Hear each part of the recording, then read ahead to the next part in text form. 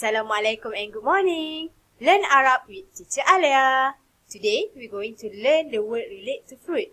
Are you ready? Let's start. The first one is lanjasat. Lanjasat means langsat. The second picture, manjis. Manjis, mangosteen. Third, najmiyah. Najmiyah, star fruit. Next, abu sya'rin.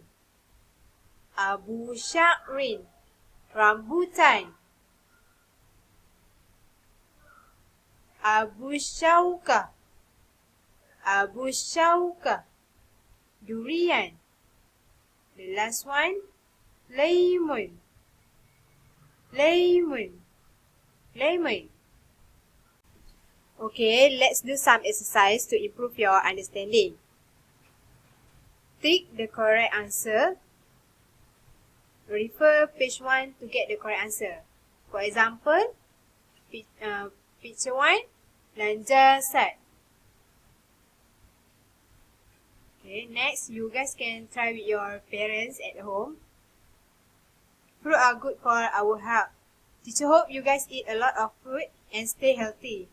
That's all for today. See you next class. Bye-bye.